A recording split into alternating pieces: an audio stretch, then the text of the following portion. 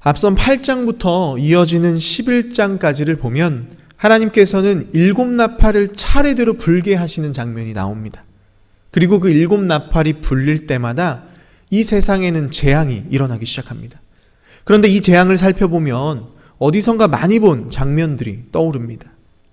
하나님이 이집트에 내리셨던 10가지 재앙입니다. 어제 나눴던 우박과 불이 떨어지는 장면, 바다가 피로 변하는 장면, 또 오늘 본문에서 나오는 황충의 재앙까지 모두 이 출애굽기의 재앙이었습니다. 그런데 이 나팔 심판을 자세히 들여다보면 한 가지 눈에 띄는 특징이 있습니다. 나팔이 하나씩 불릴수록 그 재앙의 수위가 점점 강력해진다라는 사실입니다. 왜 하나님은 점점 더 강하게 심판하실까요? 사람들이 회개하기를 원하시기 때문입니다. 하나님은 처음에는 가볍게 경고하시지만 사람들이 듣지 않으면 더 강한 재앙으로 다시 경고하십니다. 돌아오라는 신호를 더 강하게 보내시는 겁니다.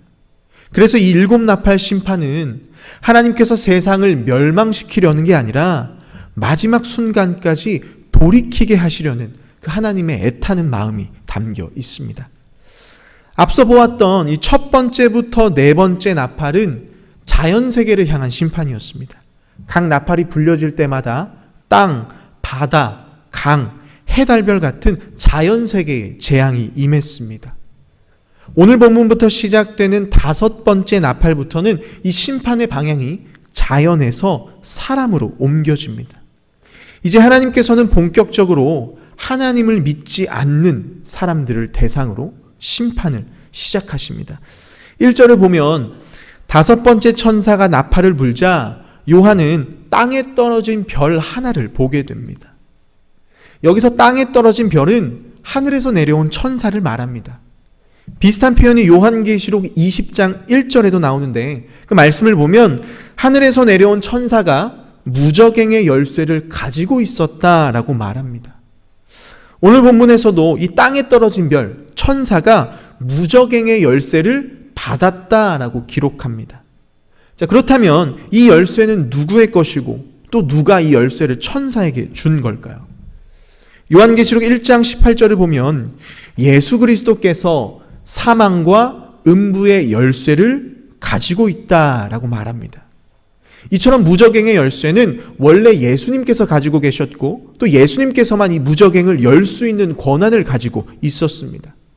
그런데 예수님께서는 이 열쇠를 지금 천사에게 맡기셔서 무저갱을 다스리게 하셨습니다. 이 무저갱은요, 끝이 없는 깊은 구덩이를 뜻합니다.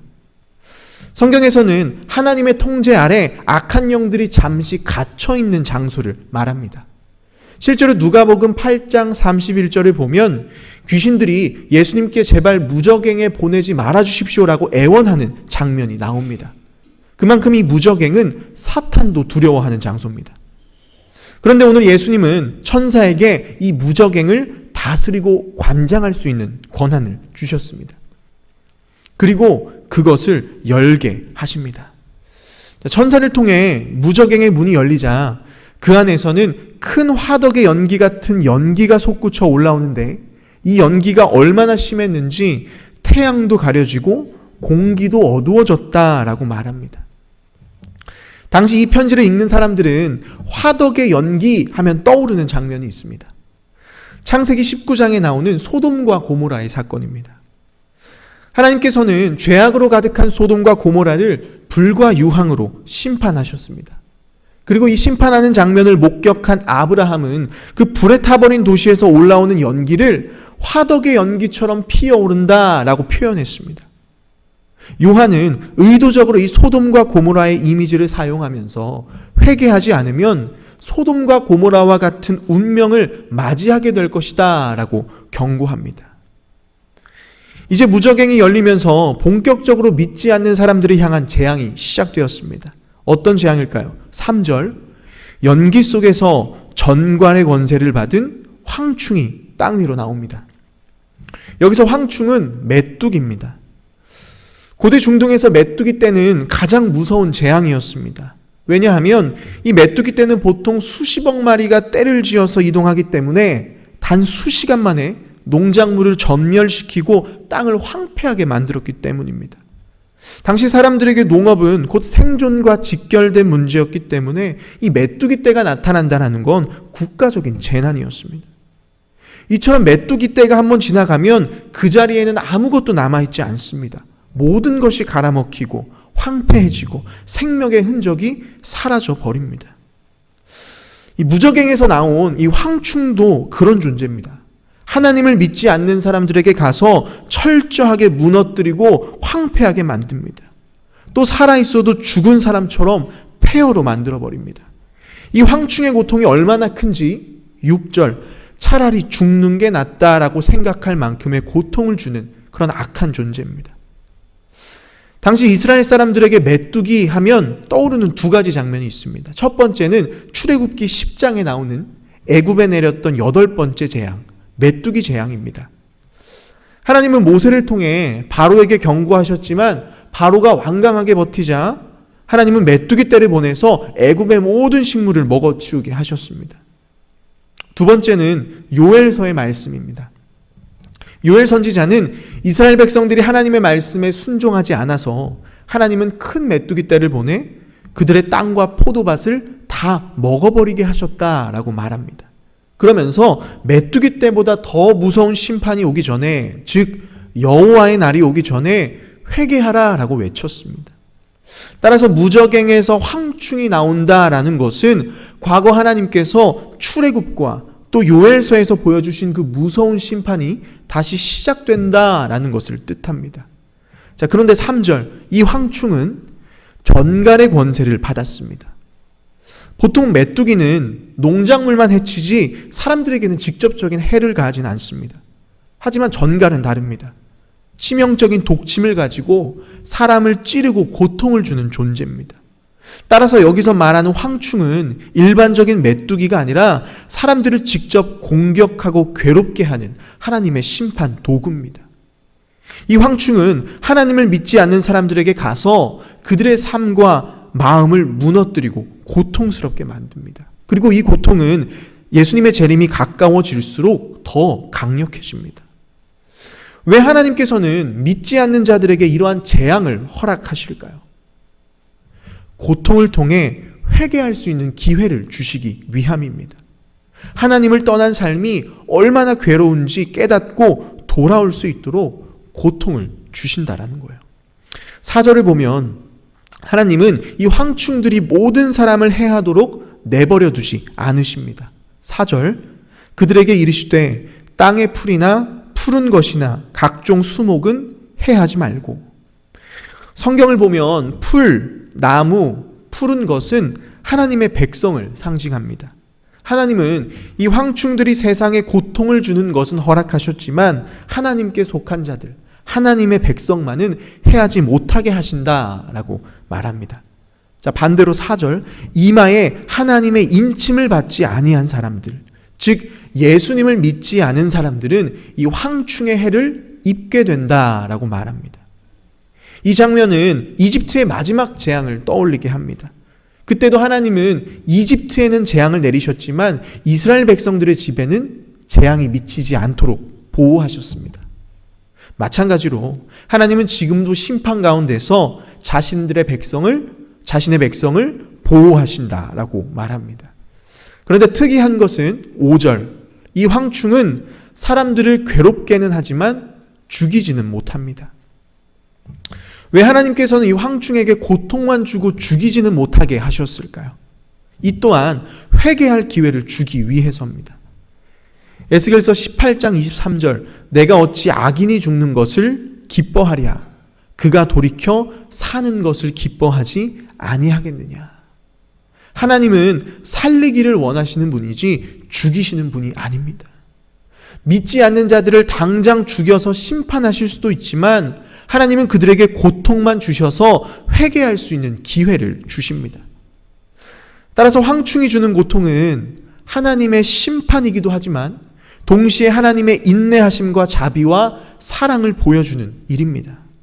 이처럼 하나님은 마지막 때에 이 땅에 황충의 고통을 보내서 믿지 않는 사람들에게 회개할 수 있는 기회를 주십니다. 자, 그러나 이 회개할 수 있는 기간은 정해져 있습니다. 5절을 보면 하나님께서는 이 황충들이 사람들을 5달 동안만 괴롭게 허락하셨습니다. 자, 고대 중동 지역에서 이 메뚜기 떼는 1년 내내 활동하지 않고 봄에서 초가을, 이 농작물이 한창 자라는 4월에서 8월, 약 5개월 동안만 활동합니다. 요한은 이 메뚜기가 5개월간 활동하는 것처럼 이 황충이 주는 고통의 시간은 정해져 있다라고 말합니다. 즉 하나님께서는 회개할 수 있는 은혜의 시간을 무한정으로 열어놓으신 게 아니라 정해진 시간 안에서만 기회를 주신다라는 이야기입니다. 6절, 그날에는 사람들이 죽기를 구하여도 죽지 못하고 죽고 싶으나 죽음이 그들을 피하리로다. 이 황충의 고통이 얼마나 괴로운지 사람들은 고통을 벗어나기 위해서 죽음을 선택하려고 합니다. 그러나 죽음이 그들을 피해갑니다. 왜 하나님은 죽지 못하게 하실까요? 그들에게 회개할 기회를 주시기 위해서입니다. 7절부터 10절까지의 말씀 속에는 이 황충이 어떤 모습인지를 구체적으로 묘사합니다. 7절을 보면 그들의 모습은 전쟁을 위하여 준비된 말들과 같다라고 이야기합니다. 이 전쟁에 준비된 말은 고대 세계에서 파괴와 정복을 상징했습니다. 이처럼 황충은 사람들의 삶을 파괴하고 정복하는 심판의 도구입니다. 또 황충의 얼굴은 사람의 얼굴 같고 그 머리에는 금 같은 관을 쓰고 있습니다. 이 황충의 얼굴이 사람의 얼굴 같다라는 말은 그들이 단순히 곤충이 아니라 사람과 같이 생각하고 판단할 수 있는 존재라는 뜻입니다. 8절, 또 황충의 모습은 여자의 머리털 같은 머리털이 있습니다. 이 고대 문화에서 여성의 머리카락은 아름다움과 매력, 또 유혹의 상징이었습니다. 이 황충이 여자의 머리털을 가졌다는 것은요, 사람들에게 이 황충이 매혹적으로 접근해서 사람들을 파멸시키는 특성을 가지고 있다라는 이야기입니다. 또 이 황충의 이빨은 사자의 이빨 같습니다. 요엘서 1장 6절을 보면 요엘은 이스라엘을 침략하는 이방민족을 메뚜기 떼에 비유하면서 그들의 잔인함을 사자의 이빨 같다라고 묘사합니다. 따라서 황충의 이빨이 사자 이빨 같다라는 말은 이 황충이 사자와 같이 사람들을 파괴하는 잔인한 존재라는 이야기입니다. 9절, 또 철 호심경 같은 호심경이 있다. 이 호심경은 고대 군인들이 입는 이 가슴을 보호하는 방어구입니다. 따라서 이 황충이 철로 된 흉갑을 입었다는 건 외부의 공격이나 방해에도 흔들리지 않는 무적성을 가지고 있다라는 것을 상징합니다. 그래서 인간의 힘으로는 이 황충을 막아낼 수가 없습니다. 10절, 또 전갈과 같은 꼬리와 쏘는 살이 있어 그 꼬리에는 5달 동안 사람들을 해하는 권세가 있더라. 하나님은 이 황충에게 사람들을 죽이지는 못하게 하셨지만 대신 사람들을 괴롭게 할 수 있는 고통스러운 무기를 주셨습니다. 이 11절을 보면 무적행 안에 갇혀있는 악한 영들 안에도 위계 질서가 있다는 사실을 알 수 있습니다. 요한은 이 황충들의 왕을 무적행의 사자라고 말합니다. 그 이름은 히브리어로 아바돈이요, 헬라어로는 아볼루온입니다. 이 아바돈과 아볼루온은 같은 말인데 파괴자라는 뜻입니다. 요한은 이 이름을 히브리어와 헬라어 모두 소개함으로써 이 경고가 유대인뿐만 아니라 이방인에게도 해당된다라는 사실을 강조하고 있습니다. 말씀을 정리합니다. 우리가 살아가는 세상은 화덕에서 피어오르는 연기와 같이 짙은 어두움과 절망으로 뒤덮여 있습니다. 날이 갈수록 사람들의 마음은 메말라가고 들려오는 소식들은 하나같이 무겁고 고통스러운 이야기들 뿐입니다. 가정이 파괴되고 관계가 깨지고 사람들의 마음속에는 극심한 공허함과 허무함이 가득합니다. 정신적인 고통과 우울, 불안, 중독과 같은 문제로 수많은 사람들이 지금도 신음하고 있습니다. 오늘 본문에 나오는 황충은 단순한 재앙이 아닙니다. 이 황충은 하나님 없이 살아가는 삶이 얼마나 황폐하고 파괴적인지를 보여주는 상징입니다. 황충때가 나타나면 모든 농작물을 갉아먹고 나라 전체를 황폐하게 만들듯이 하나님 없이 사는 인생은 황폐해질 수밖에 없습니다. 하나님은 이 아침 황충을 통해 우리에게 경고하고 계십니다. 너희가 계속해서 죄의 길을 선택하면 황충때가 덮치는 것처럼 너희의 마음과 삶 전체가 망가질 것이다. 그러니 지금이라도 회개하고 돌아오라. 사랑하는 여러분, 하나님은 지금도 잃어버린 영혼들을 향해 나팔을 불고 계십니다. 하나님 없는 인생이 얼마나 허무한지, 고통스러운지 그 황충을 보내셔서 이 땅에서 무적행의 고통을 경험하게 하십니다.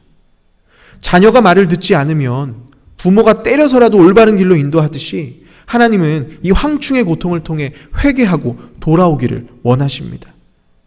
하나님은 그들을 당장 심판할 수도 있지만 죽이지 않고 오직 고통스럽게만 하십니다. 그것이 은혜입니다. 살아있다라는 건 아직 기회가 남아있다라는 증거입니다. 그렇기 때문에 우리는 황충을 두려워할 필요가 없습니다. 오히려 그 황충의 고통조차 회개의 기회로 삼아야 하는 줄 믿습니다. 우리는 점점 어두워지는 세상을 살아갑니다. 하지만 세상이 어두워질수록 하나님의 빛은 더욱 선명하게 드러납니다. 여러분, 세상이 악하다고, 사람들의 마음이 닫혀 있다고, 또 복음을 전하기 너무 어려운 시대라고 불평하지 마십시오. 오히려 지금이야말로 기회의 시간입니다. 왜요? 황충의 고통이 더할수록 그 안에는 더 큰 하나님의 자비와 사랑이 숨겨져 있기 때문입니다. 하나님께서는 지금도 한 영혼이라도 돌아오기를 바라며 나팔을 불고 계십니다. 그 한 영혼을 향한 그 애타는 주님의 심장을 오늘 이 아침 우리 모두가 가지게 되기를 바랍니다. 그래서 잃어버린 한 영혼을 위해 긍휼한 마음으로 기도하고 또 실제적으로 복음을 전할 수 있는 귀한 성도님들이 되시기를 축복합니다.